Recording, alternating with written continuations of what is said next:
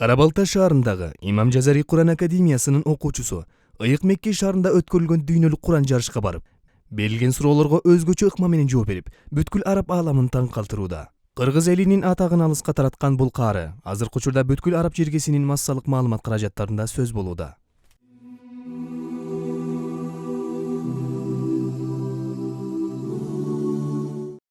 حفظت القرآن الكريم كاملا عمري 15.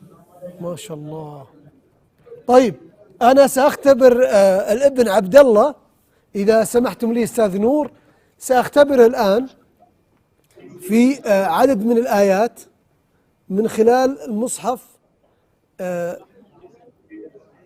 أعطيك أرغب يعطيني الآية رقم، هذا مصحف المدينة المنورة، الآية رقم 257 من سورة البقرة. يعطيني رقم الصفحة كم؟ رقم الصفحة 43. اقرأ الآية. الله ولي الذين آمنوا يخرجهم من الظلمات إلى النور والذين كفروا أولياؤهم الطاغوت يخرجونهم من النور إلى الظلمات أولئك أصحاب النار هم فيها خالدون. بداية الصفحة الله ولي الذين آمنوا يخرجهم من الظلمات إلى النور. رقم الصفحة 43. رقم السورة 2 تتكون من 286 آية، تبدأ من الصفحة 2 وتنتهي في الصفحة 49.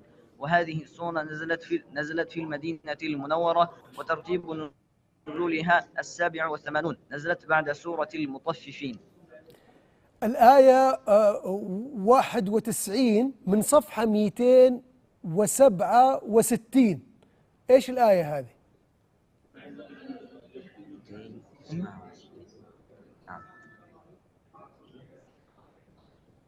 الذين جعلوا القرآن عضين فوربك لنسألنهم أجمعين عما كانوا يعملون. هذا سورة الحجر. بداية الصفحة الذين جعلوا القرآن عضين، نهاية الصفحة ولكم فيها جمال حين تريحون وحين تسرحون. رقم الصفحة 267. رقم السورة 15 تتكون من 99 آية، تبدأ من الصفحة 262 وتنتهي في الصفحة 267. وهذه السورة نزلت في مكة المكرمة، وترتيب نزولها 55، نزلت بعد سورة يونس.